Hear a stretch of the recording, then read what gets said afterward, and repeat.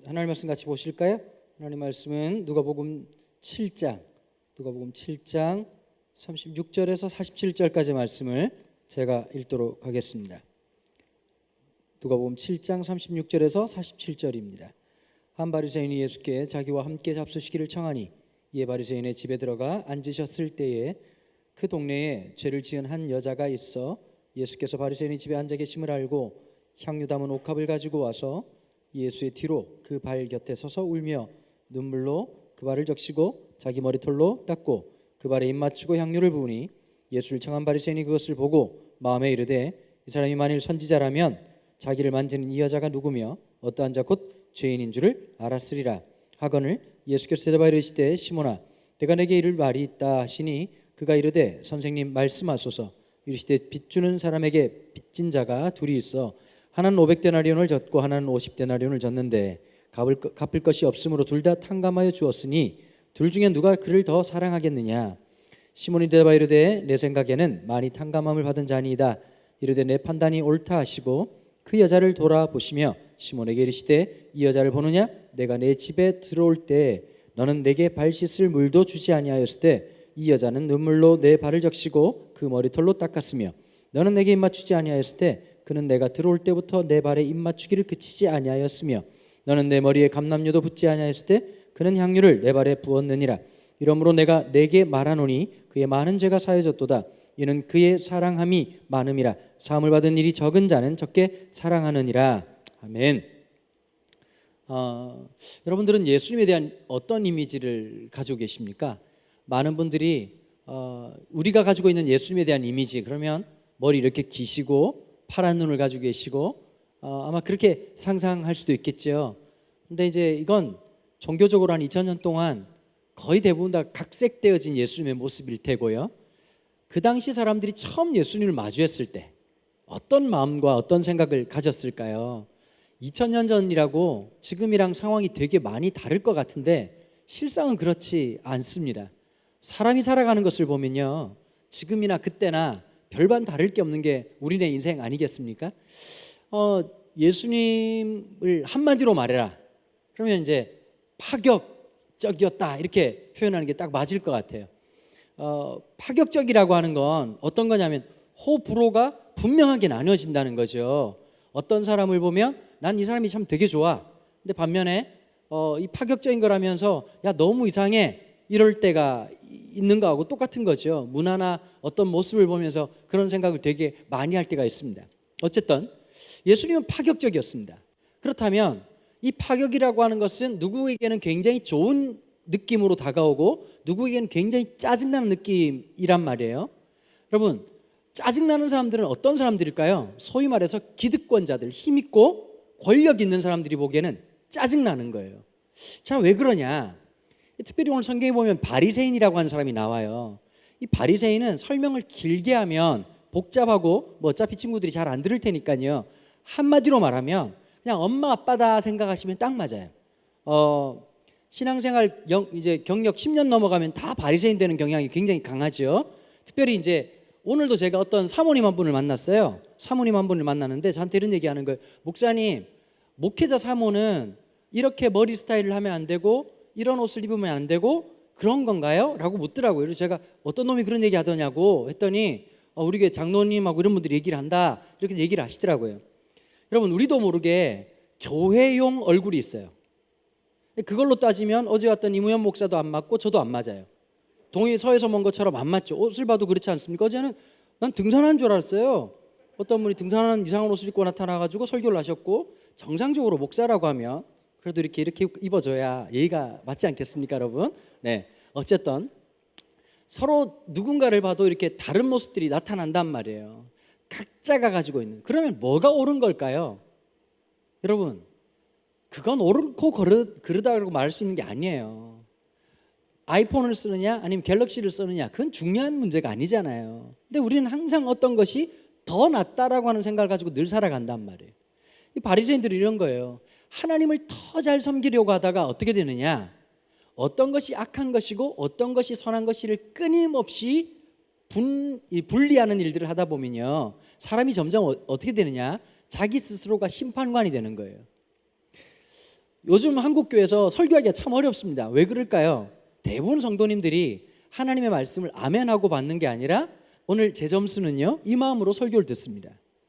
저도 보니까요, 설교할 때 유튜브가 주는 좋은 장점도 있지만 좀 안 좋은 점이 있다면, 좋아요가 수백 개 나와도 싫어요를 누른 12명을 보면 정말 저런 사람들 없어졌으면 좋겠다라는 생각이 들 때가 있단 말이에요. 근데 어쨌든 뭐 사람이라고 하는 게 다 내 마음 같지 않겠죠. 누구의 스타일을 보면 그게 딱 싫을 때가 있어요. 여러분 이거 아셔야 돼요.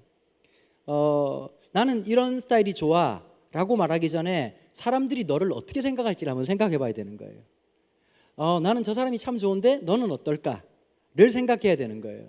한 번은 제 아들 녀석이 이런 얘기를 하더라고요. 저보고 고등학교 2학년인데요, 깜짝 놀랐어요. 저한테 엄마에 대한 컴플레인을 하더라고요. 요즘 저희 교회가 지금 공사 중이라서 아내가 진짜 일을 열심히 하거든요. 너무너무 고마워요. 진짜 이렇게 막 일하는 아줌마처럼 얼마나 열심히 일하는지 몰라요. 그러다 보니까 이 뭐 끼니를 잘 못 챙겨줄 때가 많아서 이제 알아서 이제 딸이 참 좋더라고요. 뭐든지 먹어라, 있다. 있는데 보니까 쌀 있고 뭐 이런 거 아니겠습니까? 알아서 뭐 해 먹어라 이렇게 된 거예요. 아들 녀석이 저한테 이런 얘기를 해요. 아니 엄마가 바쁜 거 충분히 이해하는데 그래도 기본적인 일은 해야 되지 않겠냐라고 얘기를 해서 제가 이렇게 얘기를 했어요. 내가 못하는 말을 네가 하고 있구나. 굉장히 가부장적인 녀석이구나. 이런 말을 했었어요. 근데 사람들은 그러면 자, 엄마 보고는 하라고 하는데 자기는 지가 해야 될 일을 하느냐? 늘 우리 아들을 뭐라고 말하냐면 공부를 할 거라고 얘기를 해요. 늘 미래형이에요. 현재형이 없어. 늘 할 거예요. 늘 계획 중이야. 그리고 늘 말이 달라. 갑자기 말하니까 또 화가 이렇게 확 올라오네요. 네. 밥은 얼마나 처먹는지 몰라요. 겁나 먹죠. 자, 모든 사람들이 나를 볼 때 상대방을 생각할 때도 마찬가지로 그런 거예요. 자, 보면 이런 사람은 이래서 싫고 저런 사람은 저렇게 싫다는 거예요. 그런데 이 바리새인들은 어떻게 하느냐? 몇 명의 사람들을 아예 끊어버리는 거예요. 이 사람들은 나랑 놀면 안 돼.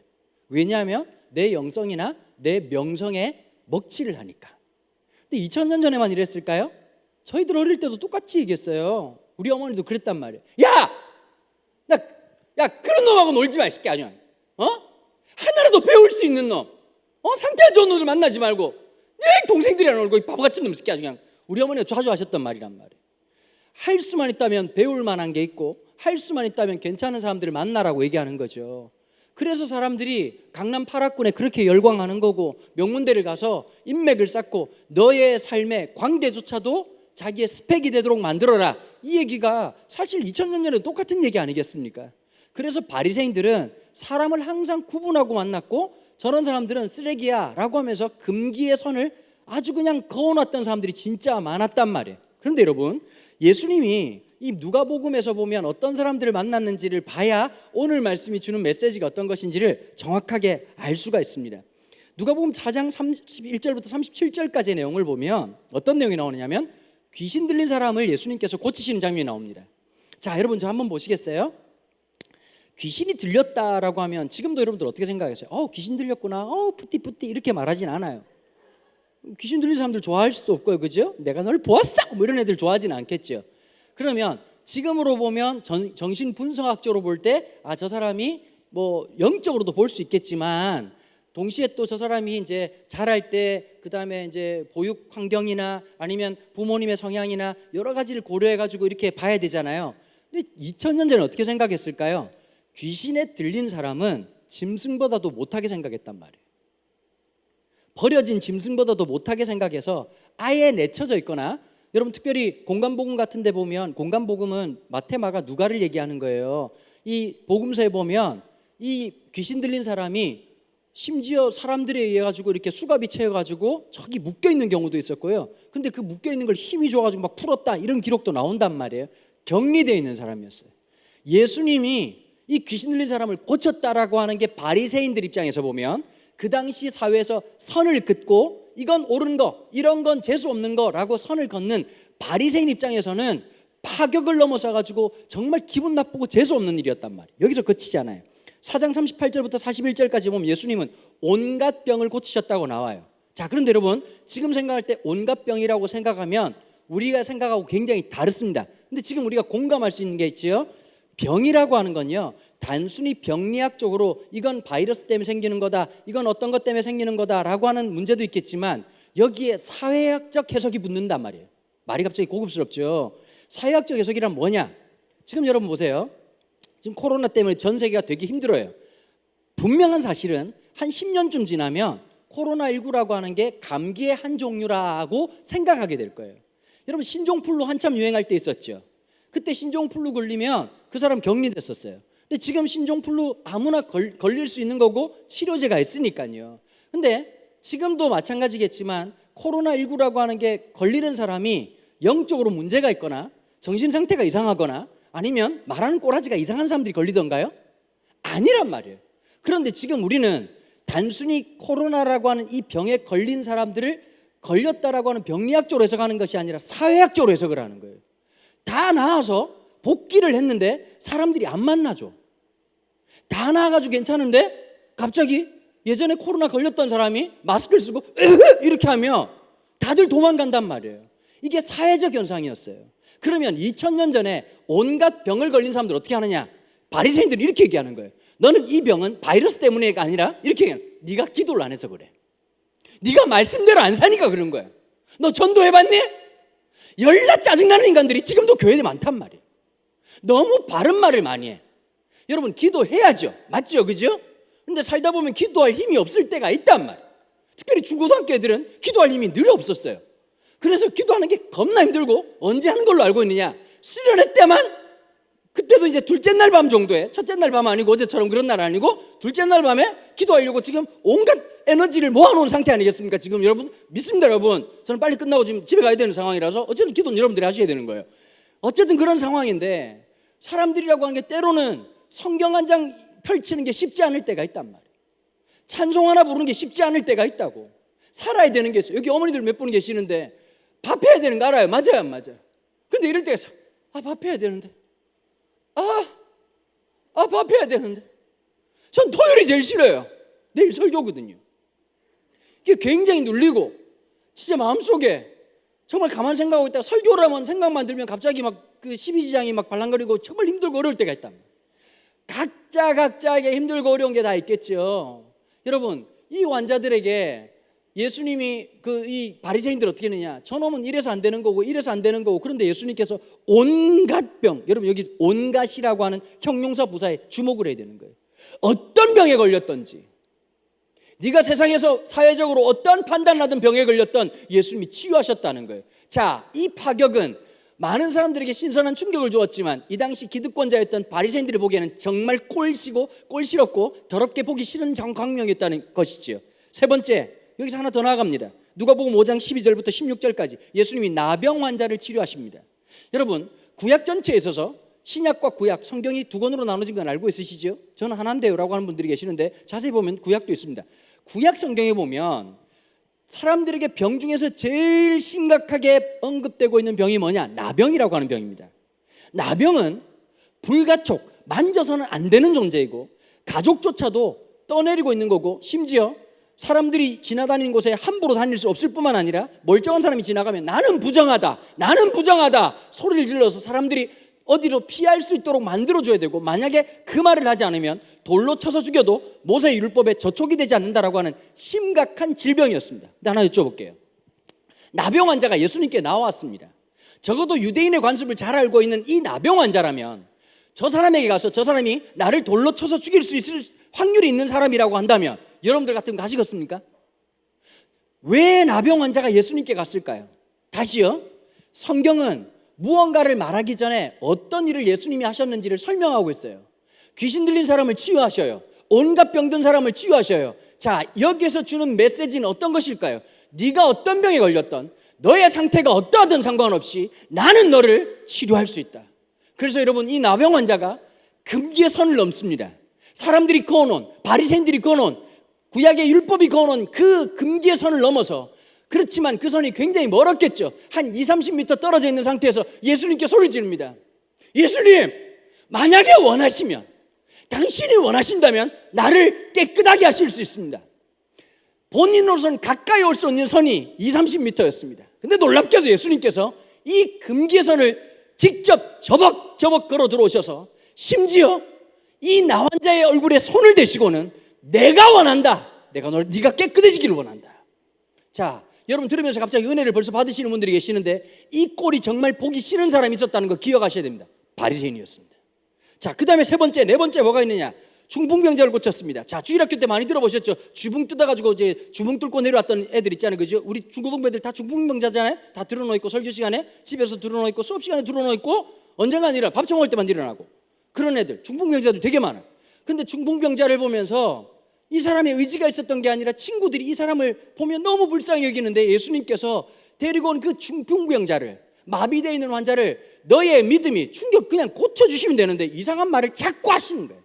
내가 베드로였다면, 베드로는 바리새파 중에서도 SNF파라고 강성파 출신이었단 말이에요. 그래서 바리새인들이 싫어하는 걸 너무 잘 알아. 근데 예수님이 입단속이 안 되시는 거야. 그냥 입 다물고 치료해 주시면 되는데 뭐라고 말하냐니까 너의 믿음이 너를 구원하였다. 그러니까 옆에서 바리새인이 독백 처리를 못하고 뭐 저 새끼가 누구길래 누구를 구원한다고, 저 미친놈 새끼 아주 그냥 가라마주 시원찮은 놈들, 바리새인들이 이렇게 얘기를 했단 말이에요. 그러니까 베드로가 예수님께서 얘기했겠지. 복화술로 입 다물고 하세요 주님 이렇게 얘기했겠죠. 자, 그런 상황으로 진행이 되는 거예요. 근데 더 나아가서 바리새인들이 끝판왕으로 싫어했던 또 한 종류의 사람이 있어. 세리들이요, 세리들. 2000년 전 로마의 압제 아래 있었던 이 상황에서 이 로마의 대변인처럼 살아갔던 이 세리들을 죄인 중에 괴수라고 생각하고 살았단 말이에요. 그런데 예수님이 레위에게 찾아가가지고 나를 따르라고 말씀하시고 그의 인생에 찾아오시는 놀라운 역사가 있었어요. 여러분 생각해 보세요. 아마 많은 친구들이 그런 생각할 거예요. TV를 보면서 노래를 너무 잘하는 사람들 보면 부럽지 않나요? 진짜 우리나라에 보면 너무 노래를 잘해. 쇼미더머니 이런 거 봐도 힙합 너무 잘하는 애들도 있고, 그 다음에 뭐 그 애프터 스쿨인가 19살 18살짜리가 얼마나 노래를 잘하는지 번호로 나와가지고 노래 부르는데도 너무너무 잘하고, 못하는 사람들은 보고 있는 너밖에 없어요. 하여튼 너무너무 잘하잖아요. 공부 잘하는 애들도 있고 뭐든 잘하는 애들이 다 있다고. 그럼 우리는 이렇게 생각하는 거야. 야, 저렇게 하면 너무 행복할 것 같다. 제가 어제 우리 딸이랑 이런 얘기를 했었어요.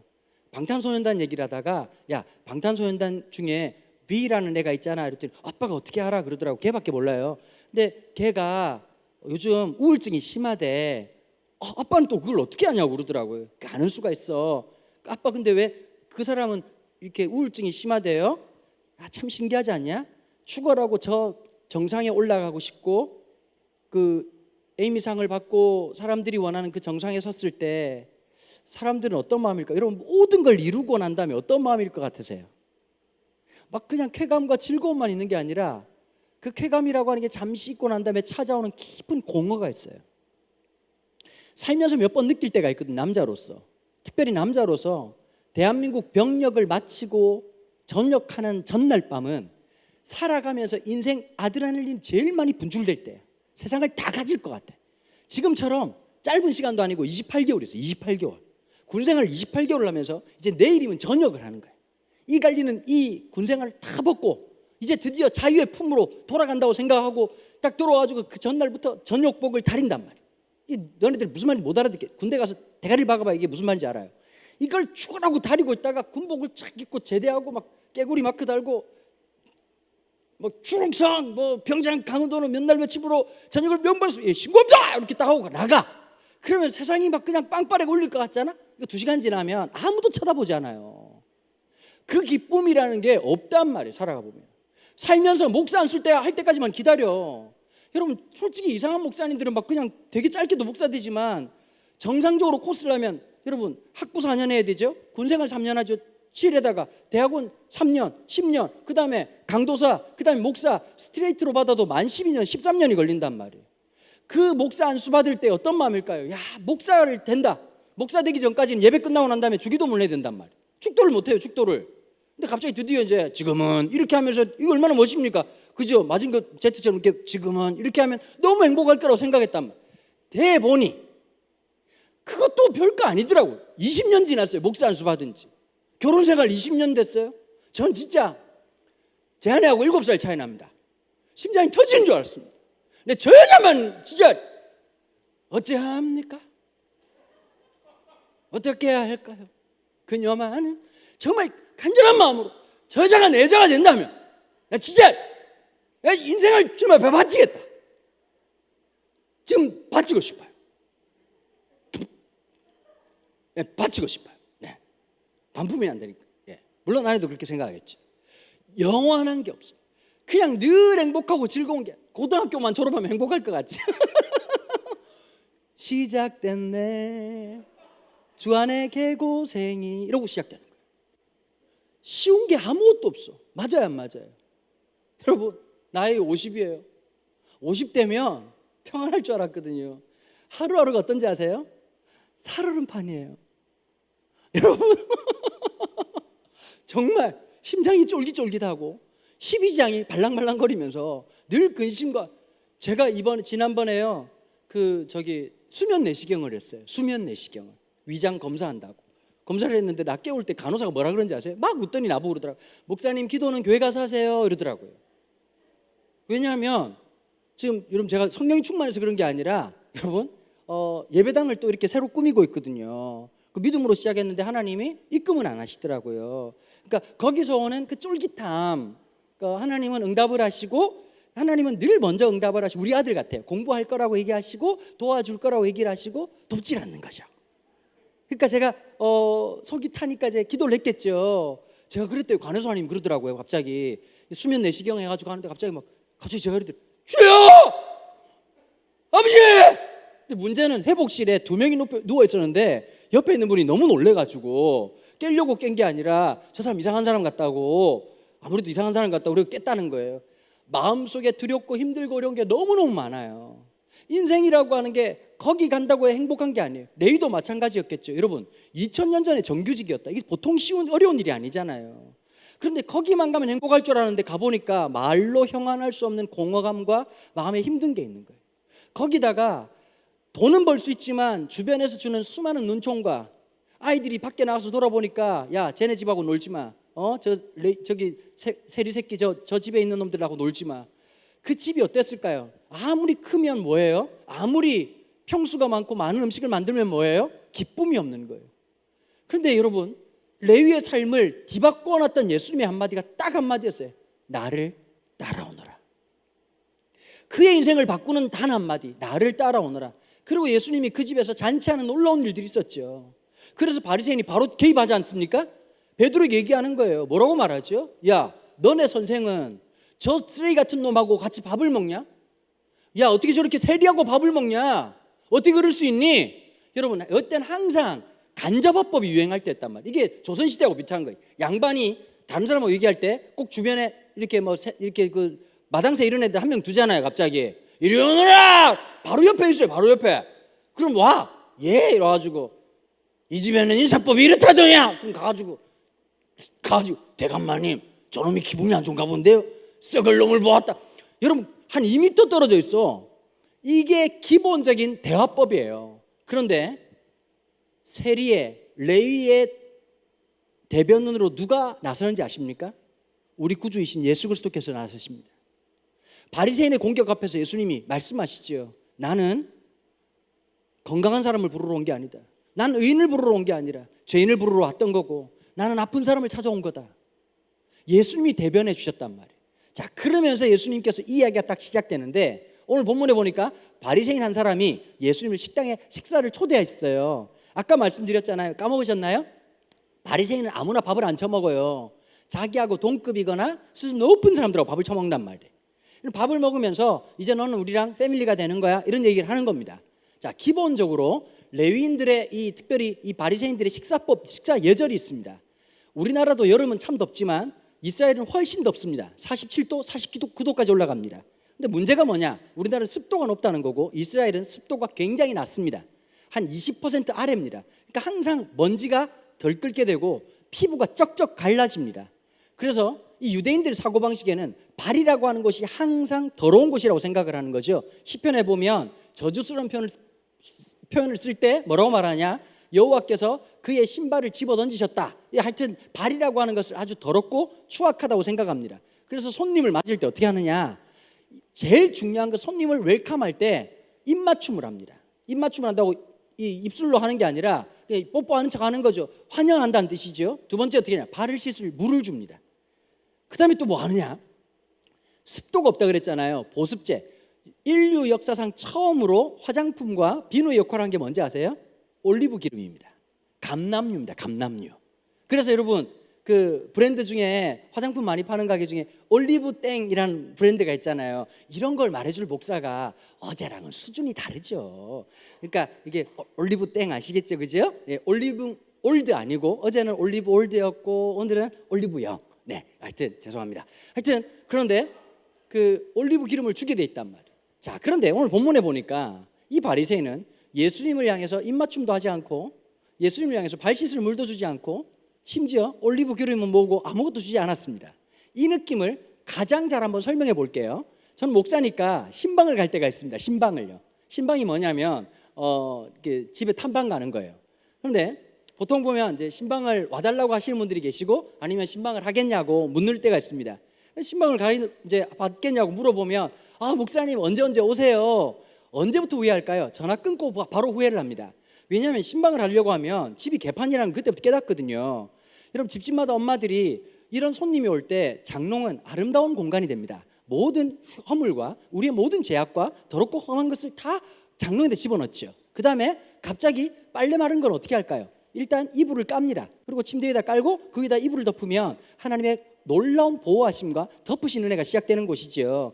그리고 애들도 아는 거예요. 평소 때 없는 신뢰가 꺼내져 있고 평소 때 없는 그릇을 꺼내놓으니까 애들이 분위기 파악 못한 애들이 뭐라고 말할까요? 엄마 이건 뭐야? 이러면 시끄러 이 새끼야. 그리고 딱 손님이 오셔. 목사님이 띵동 이러면 평소 때 안 입는 집에서 늘 늘어져 있는 청바지를 입고 있던 엄마가 아니라 갑자기 깔끔한 옷을 입고 그 다음에 이제 표현이 갑자기 톤이 도레미파솔 이렇게 해가지고 목사님 이렇게 되는 거예요. 와가지고 갑자기 신발 신고 막 그 다음에 평소 때 안 틀었던 찬양도 은은하게 이렇게 BGM처럼 틀어지고 갑자기 막 그냥 집에 없던 샤인 머스켓 하나 처먹으면 눈총 받았던 그런 게 막 갑자기 막 주렁주렁 있고 그 다음에 뭐 이렇게 늘 귤만 처먹게 해가지고 얼굴이 노릇탱탱했었는데 천혜향 이런 거 말을 알아듣나 애들이? 어제랑 느낌 너무 잘했죠, 그죠? 어제는 귤 먹었던 애예요. 이제 그렇게 해가지고 이렇게 아름답게 이제 막 차리고 있단 말이에요. 그게 보통 예의라고 생각해요. 근데 만약에 제가 신방을 갔는데요, 띵똥띵똥해서 문을 안 열어줘. 뭐 잘못됐나? 띵똥한데 문을 열어주는데 자다가 일어나가지고 완전히 떡진머리야. 깜짝 놀래. 목사님 어떻게 오셨어요? 오늘 신방인데 이랬더니 보니까 집에 신발이 다보탑 석가탑 쌓듯이 쌓여져 있어. 개판 5분 전이. 그럼 들어오시라고. 들어갔는데 이게 그냥 설거지가 지금 몇 날 며칠째 지금 그릇이 들어붙었는지 지금 완전히 뭐 그냥 엉망진창이야. 대충 치워놓고 앉으시라고 하더니 식사 안 하셨죠? 그러더니 냉장고를 열어. 아이고 김치도 없고 아무것도 없네. 짜장면 드시겠습니까? 여러분 이 정도 되면 여러분들이 목사라면 어떤 기분이 드시겠습니까? 아 이분이 깜빡했나 보다라고 생각할까요? 아니면 어떻게 이것 봐라. 갑자기 예짜가 나오려고 그러네. 진짜 짜증나는데? 저는 아마 만약에 그런 일이 있다면 이렇게 할 것 같아요. 아 집사님 다음에 올게요. 이러고 아이고 바쁘신 것 같은데 그냥 가겠다고. 기분이 유쾌할까요? 불쾌할까요? 불쾌하죠. 이건 어떤 거냐면 단순히 손님을 잘못 맞은 게 아니라 이렇게 모욕감을 주는 거예요. 자, 이 바리새인은 예수님을 왜 초대했느냐? 완전히 모욕감을 줘서 아주 비참하게 만들려고 했던 거예요. 그런데 예수님이 이 본문에 보시면 집에 들어가 36절에 앉으셨다라고 하는 표현이 묘한 표현이에요. 앉았다는 게 그냥 앉았다는 게 아니라 헬라어 원어에 보면 어떤 뜻이냐? 유대인들의 식탁은 U자형으로 생겼어요. U자 형태 중에서 제일 상석인데 거기에 철포덕하고 앉으셨다는 거예요. 예수님 이 당시 나이가 30살이야. 새파랗게 젊어. 그러니까 주님은 낯짝이 완전히 티타늄으로 만드신 분이에요. 그러고 와가지고 얘네들이 지금 쌩 까고 있다는 걸 알고 있었단 말이에요. 그런데 다음 절에 무슨 말이냐? 그 동네에 죄를 지은 한 여자가 있다. 근데 목사님들이 굳이 죄를 지었다라고 말만 했지 무슨 죄라고 설명하지 않았는데 갑자기 이 여자는 창녀였다 이런 식으로 말을 하는데 이건 천국 가서 확인해 보면 되는 거고 그 죄라고 하는 건 중요한 게 아니에요. 어쨌든 이 여자가 죄를 지었던 거 분명했던 사실 같아요. 근데 이 여자가 갑자기 이 바리새인의 집에 갑자기 불쑥 찾아오는 사건이 있었단 말이에요. 여러분 이게 굉장히 어려운 사건이에요. 왜 그러냐? 지금도 중동이나 팔레스타인 지역에서는 남자와 여자가 철저하게 분리됩니다. 여자가 부르카를 쓰지 않았다. 그거 하나만으로 10년형이 돼요. 머리에 터번을 이렇게 뭘 뒤집어 쓰지 않았다고 지난번에 이란의 여성 운동가 한 분은 28년형을 받고 지금 투옥 중에 있어요. 이게 2000년 전 얘기가 아니라 지금 오늘날의 얘기예요. 그러면 이 유대인 사회, 특별히 바리새인 남자 사회에 여자가 들어갔다는 것은 그 사회가 그어놓은 금기의 선을 훌쩍 뛰어넘었다는 거예요. 그런데 왜 뛰어넘었을까라고 하는 것이죠. 오늘 본문을 잘못 해석하면 이렇게 됩니다. 전형적으로 교회에서 많이 하는 해석 이런 거죠. 이 여자가 눈물을 흘렸어. 그렇죠? 눈물을 흘리고 예수님의 발을 적셔. 그리고 머리카락으로 닦아. 그 다음에 이제 값비싼 향유를 부어. 그럼 목사님들이 어떻게 설교하느냐? 첫째로 우린 주님 앞에 나갈 때 눈물이 있어야 됩니다. 기도할 때 눈물이 있습니까 여러분? 찬양할 때 눈물이 있습니까? 메말라 빠져서 기도할 때 눈물 하나 흘리지 않고 말씀 드릴 때 기쁨이 없고 닦아야 됩니다. 교회를 빡빡 닦아야 됩니다. 구석구석 먼지 안 날 때까지 섬김과 봉사. 이 여인처럼 여러분 얼마나 이 여자가 다급했으면 머리카락으로 닦았겠습니까? 교회를 닦아야 됩니다. 세 번째 제일 중요한 건데 값비싼 expensive 아주 비싼 그냥 싼 마이 말고 아주 비싼 향유를 주님 앞에 냅다 드릴 때에 주님이 역사할 줄로 믿습니다. 오늘 시간 헌금할 텐데 여러분 그냥 대충 하지 마시고 꺼낼 때 색깔을 분명하게 하시고 여러분 남자보다는 여자를 주님이 기뻐하십니다. 주님께서 그때 여러분 하면 역사하십니다. 주님은 아십니다. 여러분 봉투 안에 뭐가 있는지 아십니다. 주님은 여자를 사랑하십니다. 성모 마리아도 알고 다 알고 있지 않습니까? 이렇게 가지고 한단 말. 자 여러분 보세요. 이렇게 설교를 하면 본문하고는 하등 관계없는 얘기를 합니다.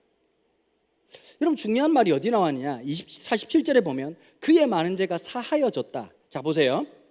구원이라고 하는 사건은 인간이 개입할 수 있는 여지가 전혀 없는 사건이에요. 하나님만이 우리를 위해서 행하신 사건이에요. 그런데 여기 이 본문을 잘못 한국말로 해석하면 이 여자가 마치 눈물을 흘리고 예수님의 발을 닦여주고 값비싼 향유를 드렸기 때문에 예수님 보고 있다가 아 괜찮네 네 죄를 사하노라 이렇게 말한다고 생각하는데 천만의 말씀입니다. 여러분 이게 헬라어로 보면 아페온타이라고 하는 말로 되어 있습니다. 아페온타이가 뭐냐? 헬라어가 72제로 되어 있어요. 이건 뭐로 되어 있냐? 수동태 완료형이야. 어차피 말을 못 알아듣죠. 자, 너 스스로가 그 일을 했기 때문에 용서받은 게 아니라 무슨 뜻이냐면 용서를 받아줬다. 그런데 완료형이라는 게 뭐냐면 여기 중요한 게 있어요. 이미라고 하는 뜻이에요. 네가 지금 눈물을 흘려서 예수님의 발을 적시기 전에 너의 머리카락으로 예수님의 발을 닦이기 전에 네가 향유를 깨뜨리기 전 훨씬 이전에 이미 구원하시고 이미 용서하셨다는 거예요. 자, 얘기를 한번 들어보시겠습니까? 제가 실제로 있었던 일인데 제 딸아이가 한번 조금 안 좋은 일이 있었어요. 초등학교 2학년 때인가 3학년 때인가 하여튼 그런 일이 있었어요. 있어가지고 이제 그날이 월요일이었는데요. 월요일 날은 목사님들이 잘해야 돼요. 사모님한테. 그날 하루 잘하면 6일이 편안한 놀라운 시스템이 있어요. 그래서 제가 이제 그날 브런치 먹고 아내랑 셀카도 찍고 이렇게 아내 기분 좋게 만들어주는데 갑자기 전화를 받은 거예요. 제 아내가. 학교에 전화가 왔어요. 초등학교 2학년 3학년이었던 딸아이에게. 딸아이 담임 선생님이. 알고 보니까 얘가 학교 가는 길에 슈퍼마켓을 가다가 뭘 훔쳤다는 거예요. 근데 일단 제가 너무 제가 제 딸을 너무 사랑했는데 너무 사랑하고 이 천사 같은 애가 뭘 훔쳤다는 게 도무지 믿겨지지 않고 그 아내가 학교를 가가지고 이제 다 정리를 하고 왔어요. 와 보니까 CCTV에 찍혔다는 거예요. 그래 제 아내랑 아이가 가서 그 사장님한테 가가지고 잘못했다고 제 아내가 또 잘 울어요. 가가지고 제가 잘못 제가 잘못 엄마 막 울고 딸도 울고 모녀가 와서 세트로 오니까 사장님이 깜짝 놀란 거예요. 왜 그러냐면 보통 이런 일이 있으면 수도권 사람들이 그렇게 안 한다는 거예요. 아니 그까짓 것 얼마 한다고? 내 돈 주면 되지. 애가 어릴 때 얼마나 충격받았겠냐고. 이렇게 싸가지 없는 아줌마들이 되게 많은데 우리 집 사람은 이 부산 사람이라 그런지 낮고 천한 이 정말 그 겸손한 마음 알죠? 그죠? 김이 바닥에 깔리듯이 아주 그냥 겸손하게 아들 딸하고 우리 엄마가 그냥 세트로 오니까 사장님이 위로해 주면서 사탕을 한 박스 주면서 많이 먹고 다음부터 그러지 말라고 집에 와서 이제 그렇게 한 거예요. 근데 얘기하는데 우리 딸아이가 뭐라고 말하냐니까 엄마 다른 건 다 좋은데 이 얘기를 아빠한테 안 했으면 좋겠다고 얘기를 한 거예요. 저보고 아내가 얘기를 하는 거예요. 모른 척해라. 제가 그래서 방송 3사 연기 대상 받은 기념으로 제가 진짜 모른 척을 하지 않았겠습니까? 근데 아이가요 딱 오는데 한번 봐보세요. 사탕 하나 훔쳤어요. 죄지요. 근데 그 죄 때문에 하루 종일 힘든 거예요. 그 짧은 순간의 죄 때문에 하루 종일 힘든 거예요. 근데 아빠가요 그걸 알고 있는데 참 신기한 걸 경험했어요. 이놈이 죄를 지었구나. 이건 바리새인이요. 그렇죠? 근데 아빠가 되니까 묘한 게 있어요. 이놈이 죄를 짓고 이 죄 때문에 하루 종일 얼마나 힘들었을까가 보이는 거예요.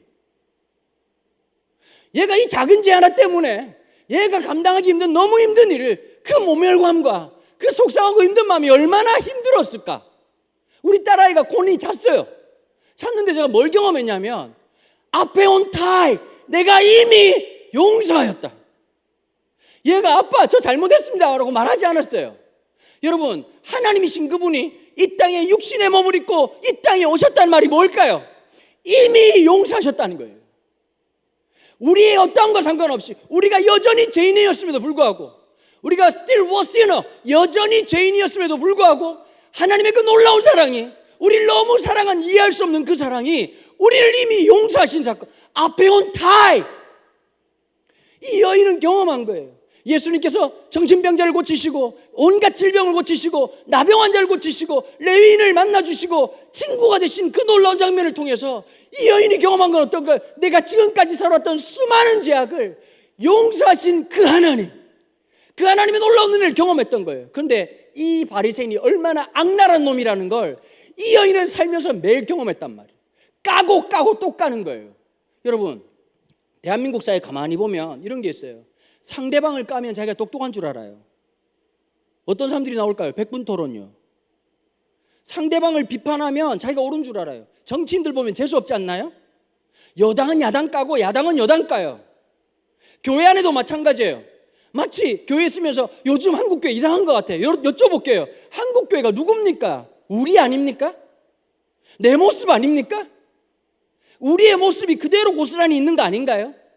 이 여인은 이 바리새인이 어떤 작자이라는 걸 너무 잘 아니까 예수님 앞에 달려나오기 시작한 거예요. 여자가 넘을 수 없는 금계선을 와서 예수님 앞에 사람들은 다 당황했겠죠. 이 여자가 어디 감히 바리새인들 지금 밥 먹는 이 자리에 쳐들어오지? 그런데 이 여인 오자마자 눈에 눈물을 쏟기 시작하는데 그 눈물은 어떤 걸까요? 내 죄에 대한 고백 그것뿐이었을까요? 나를 용서하신, 나를 사랑해 주시고 나를 있는 그대로 내 죄를 본 게 아니라 그 죄 때문에 밖에 있는 수많은 상처와 아픔과 내 연약함과 내 눈물을 아셨던 주님 앞에 내 눈물이 이루 형언할 수 없는, 다 표현할 수 없는 감각적 표현으로 눈물이 쏟기 시작한 거예요. 여러분 이 팔레스타인에서 여인이 머리를 있는 채로 드러냈다는 것은 돌로 맞아 죽을 수 있는 행위예요. 근데 예수님의 발을 닦이는 거예요. 그리고 가장 중요한, 어쩌면 그녀가 살아가야 될 목적이었고 어쩌면 위로받을 수 있는 유일한 하나의 소유물이었던 가장 값비싼 향유를 깨뜨려서 예수님 앞에 부었어요. 여러분 이게 순식간에 일어나는 일이에요. 얼마나 벙쪘던지 바리새인이 막지도 못하고 헐 대박 이 목미 이러고 있는 순간에 삽시간에 일어나는 일. 이게 갑자기 이게 여러분 영화처럼 슬로모션으로 된 게 아니라 와락 이렇게 일어난 거란 말이에요. 당황하고 있는 이 바리새인을 향해서 예수님께서 묻습니다. 시몬아, 예, 내가 너한테 물어볼 게 하나 있다. You kiss? 질문을 보통 웃어주셔야 되는데 이게 You kiss? 100만 원 꺼내놓고 해야 되나? 뭐라고 말씀하셨냐면 어떤 빚 빌려주는 놈이 있는데, 돈을 빌려주는 놈이 있는데 한 사람에게는 500데나리온, 한 사람에게는 50데나리온 했다는 게, 데나리온이 뭐냐? 노동자의 하루 임금이에요. 쉽게 말하면 2년치 연봉을 빌렸어. 6천만 원 정도를 빌려주고 한 사람한테 600만 원을 빌려준 거야. 근데 두 사람이 상태가 보니까 또 빚을 못 갚아. 있을 수 없는 일이 있었는데 이 빌려준 사람이 두 사람 다 퉁치기로 했다는 거예요. 그럼 네 생각에는 이 두 사람 중에서 누가 퉁친 사람, 그 돈 빌려준 사람을 더 좋아하겠냐? 시몬이 얘기하는 거죠. 많이 빌린 자입니다. 예수님이 뭐라고 말할까요? 네 대답이 옳도다. 정답입니다. 근데 예수님이 그 말씀하시는 거예요. 시몬아, 시몬이 마음속으로 독백이 내용이 나오죠. 만약에 이 사람이 진짜 하나님의 사람이라면 이 가까이 오는 이 여자가 얼마나 죄인이란 줄 알고 죄인을 내쳤어야 된다라고 하는 게 바리새인 사고방식이었어요. 그렇죠? 근데 예수님은 이 여자가 죄를 지었다는 것만 안 게 아니라 이 여자가 그 죄에서 용서받았을 뿐만 아니라 이 여자의 마음속에 있는 그 아픔과 상실감과 그 모든 걸 받아주는 거예요. 여러분 살아가면서 혹시 그런 경험 없으세요? 나를 있는 그대로 받아지고 있다라고 하는 경험을 해본 적 없으세요? 내 존재 그대로가 받아지는 곳, 그게 십자가예요. 그게 교회여야 돼요. 교회는 딴 게 아니에요. 네가 어떠하든지, 너의 어떤 조건을 가지고 있던, 네가 어떤 기질을 가지고 있고 어떤 상처를 갖고 있던, 어떤 아픔을 갖고 있던, 어떤 죄악을 갖고 있던 그대로 받아져지는 거.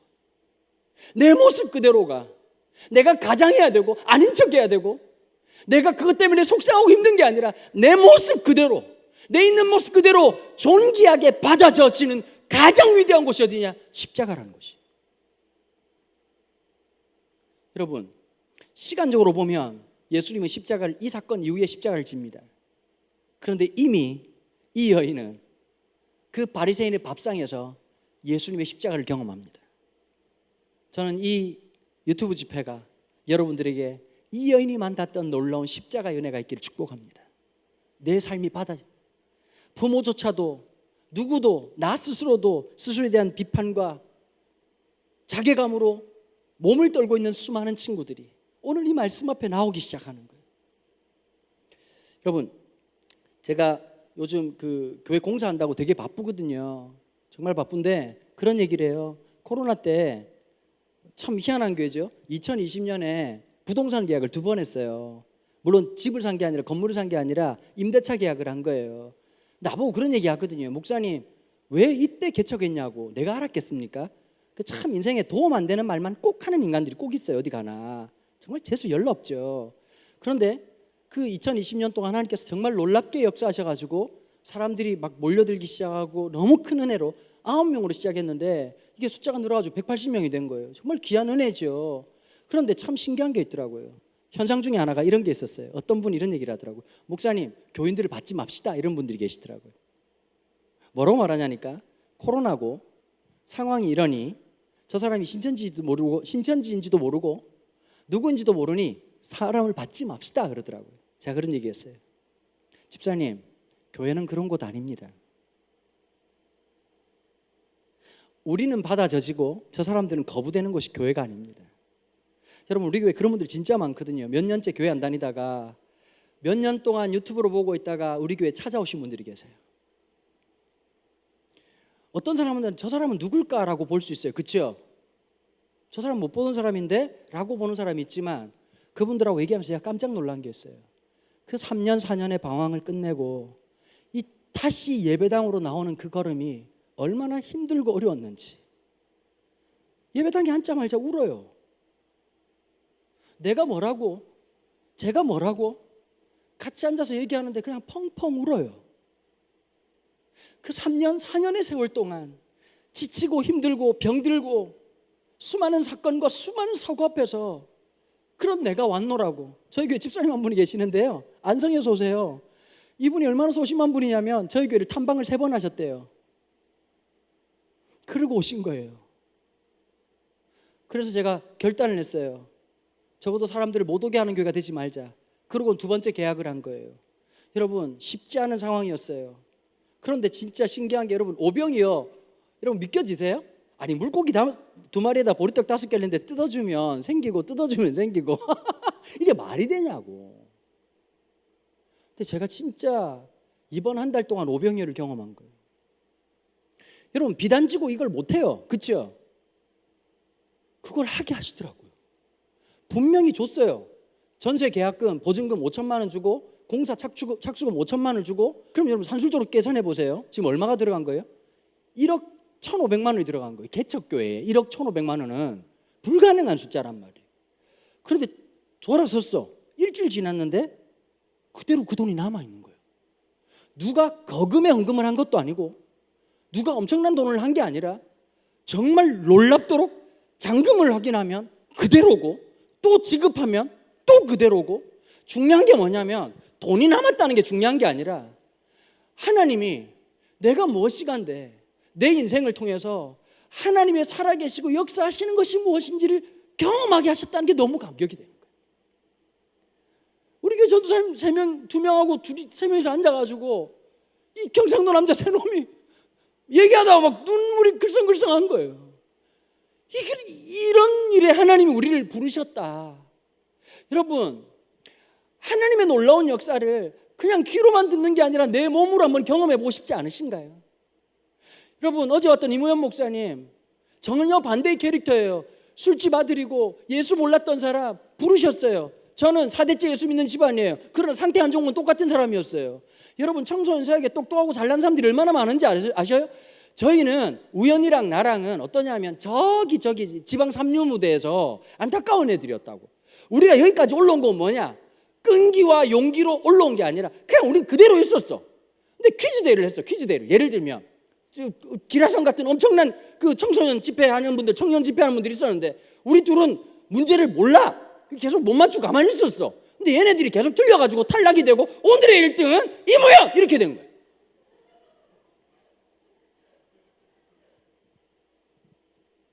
은혜예요. 한량없는 은혜예요. 우연이랑 만나가지고 하루 삼계탕을 처먹었어.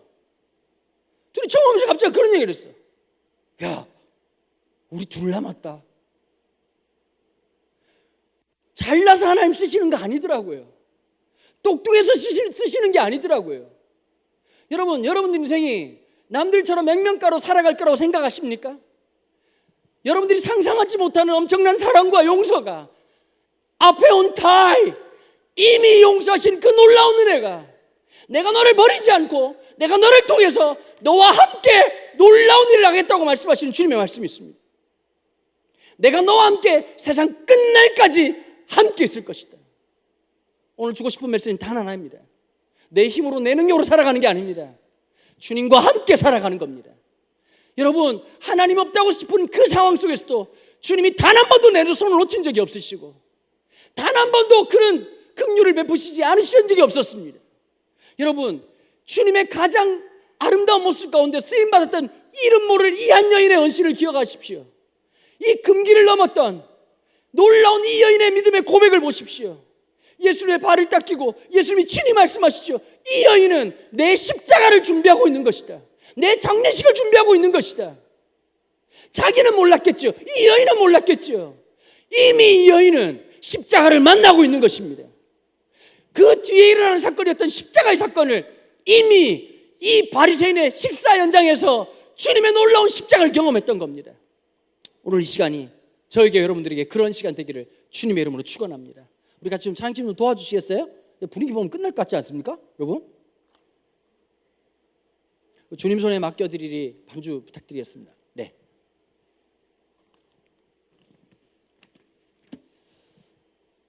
여러분 이렇게 만나서 너무 행복합니다.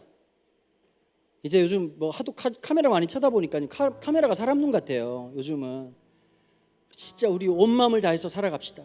저는 더 푸른 교회 개척하고요. 무슨 생각 들었냐면 예를 들면 제가 이렇게 열심히 해서 잘 됐어요. 여러분 할 말이라도 있잖아요. 한 게 없어요.